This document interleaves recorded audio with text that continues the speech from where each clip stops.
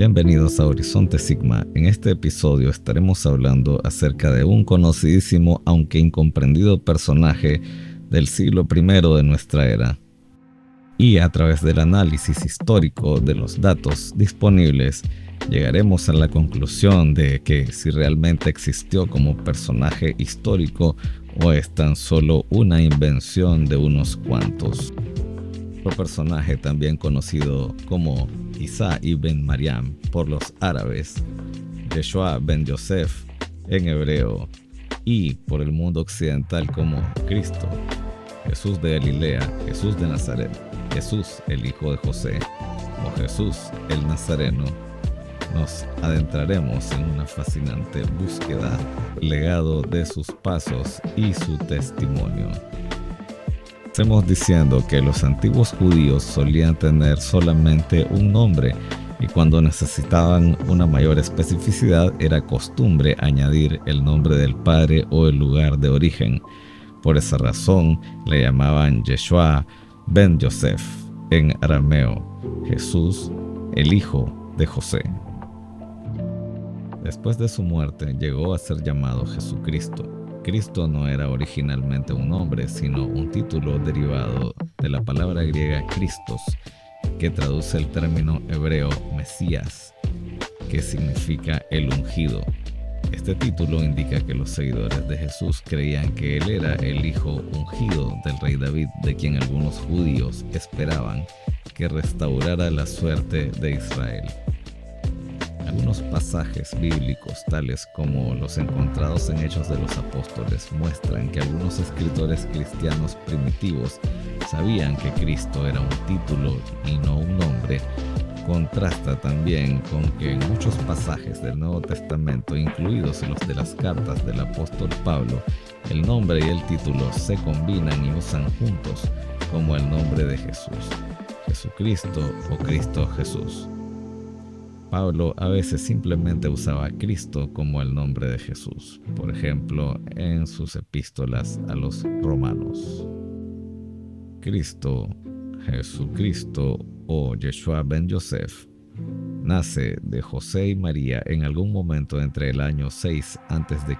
y poco antes de la muerte de Herodes el Grande en el año 4 a.C. En algún momento entre el 29 y el 33 después de Cristo, posiblemente en el año 30, fue a celebrar la Pascua en Jerusalén, donde su entrada, según los evangelios, fue triunfal e infundida de significado escatológico. Mientras estuvo allí, fue arrestado, juzgado y ejecutado. Nacimiento de Jesús. Toda la Palestina judía, así como algunas de las áreas gentiles vecinas, estaba gobernada por el hábil amigo y aliado de Roma, Herodes el Grande, un rey infame. Para Roma, Palestina era importante no en sí misma, sino porque se encontraba entre Siria y Egipto, dos de las posesiones más valiosas del Imperio Romano en Medio Oriente. La política imperial romana requería que Palestina fuese leal y pacífica para que no socavara los intereses más amplios de Roma.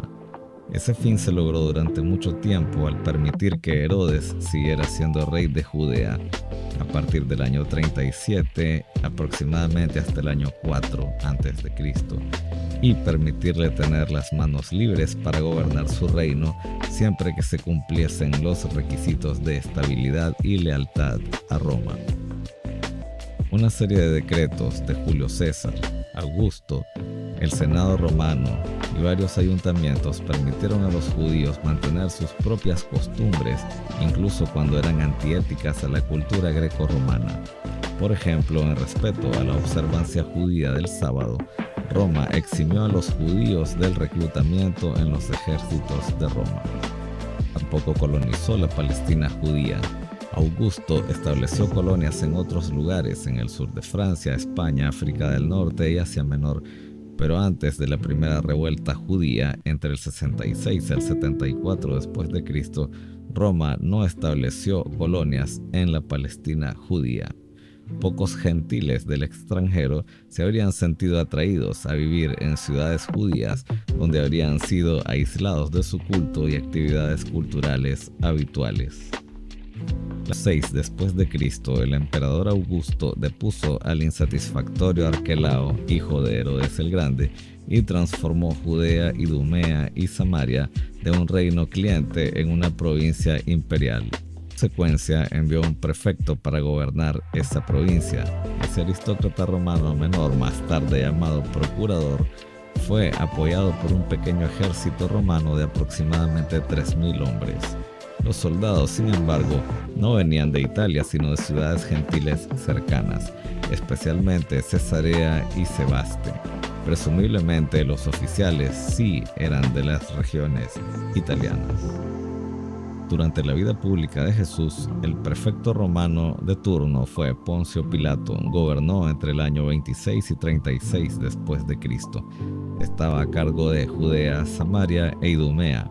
El prefecto no gobernaba su área directamente, en cambio confió en los líderes locales.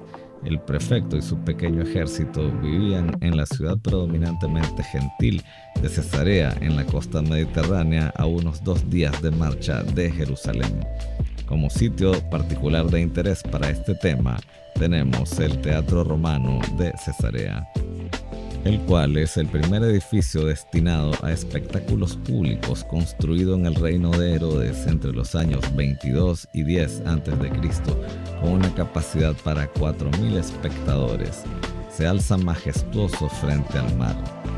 Para su construcción se trajeron columnas de granito desde Asuán, en Egipto. Se ha reconstruido casi en su totalidad, aunque no se conserva el Front Senae, por lo que se abre al mar. En su suelo se encontró una inscripción en la que se menciona a Poncio Pilatos como promotor de un templo dedicado al emperador Tiberio. Interesante por ser el único vestigio arqueológico que menciona al prefecto romano que intervino en la crucifixión de Cristo. El prefecto y sus tropas llegaban a Jerusalén solo para asegurar la paz durante los festivales de peregrinación, la Pascua, el Shavuot y el Sukkot, cuando las grandes multitudes y los temas patrióticos a veces se combinaban para provocar disturbios o levantamientos. En el día a día, Jerusalén era gobernada por el sumo sacerdote. Asistido por un concilio, tuvo la difícil tarea de mediar entre el remoto prefecto romano y la población local, que era hostil hacia los paganos y quería estar libre de interferencias extranjeras. Su responsabilidad política era mantener el orden y ver que se pagara el tributo. Caifás fue el sumo sacerdote durante la edad adulta de Jesús. Ocupó el cargo desde aproximadamente el año 18 hasta el 36 después de Cristo, más tiempo que cualquier otra persona durante el periodo romano, lo que indica que fue un diplomático exitoso y confiable, dado que él y Pilato estuvieron juntos en el poder durante 10 años. Deben haber colaborado exitosamente el uno con el otro.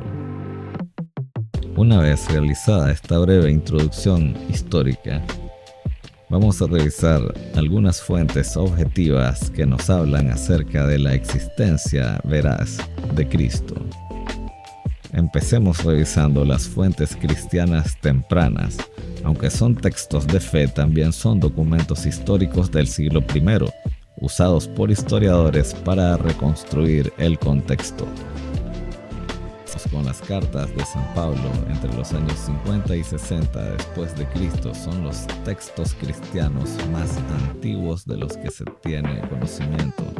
Pablo no conoció a Jesús en vida, pero conoció a sus discípulos. Menciona su crucifixión, linaje, hermanos y enseñanzas. Pablo se refiere a Santiago, el hermano del Señor. En la carta a los Corintios nos da un testimonio temprano de su muerte, sepultura y apariciones posteriores. Otra fuente de características similares son los evangelios, datados entre los años 65 y 100 después de Cristo. Son escritos narrativos basados en tradiciones orales y testimonios. aunque tienen intención teológica, reflejan datos históricos. Por ejemplo, nos mencionan a los gobernadores, como por ejemplo Poncio Pilato, y lugares históricos como Nazaret, Jerusalén y costumbres judías del siglo I. Encontramos también coincidencias externas entre los evangelios y fuentes romanas y arqueológicas. Por ejemplo, fuentes no cristianas externas. Estos autores no eran cristianos y no tenían interés en apoyar la fe cristiana. Sin embargo, mencionan de varias maneras la existencia de Jesucristo. Uno de los mejores ejemplos es Flavio Josefo, un historiador judío cerca del año 93 después de Cristo. En su libro Antigüedades Judías, libro 18, capítulo 3, párrafo 63-64, describe a Jesús, un hombre sabio, si es que puede llamarse hombre, citándolo textualmente. Es un texto polémico por una posible interpolación cristiana posterior. Sin embargo, la versión considerada auténtica o minimalista nos dice: en este tiempo vivía Jesús, un hombre sabio, era maestro y muchos judíos y también gentiles lo siguieron. Pilato lo condenó a la cruz, pero sus discípulos no abandonaron su seguimiento. Otra fuente externa es el historiador romano Tácito, cerca del año 116 después de Cristo, en su libro Anales.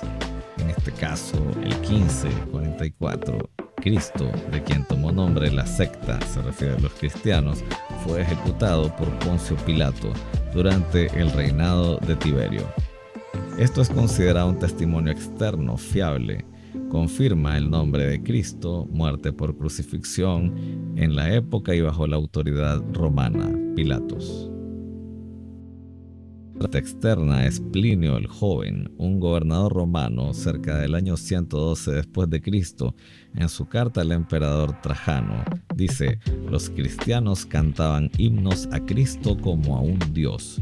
No menciona la vida de Jesús, pero confirma su culto temprano.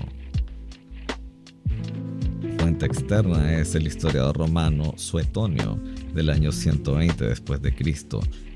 En su obra Vida de Claudio, expulsó de Roma a los judíos que, instigados por Crestus, causaban alborotos. Es una posible referencia a Cristo, aunque confusa, muestra movimiento activo en los años 40 después de Cristo.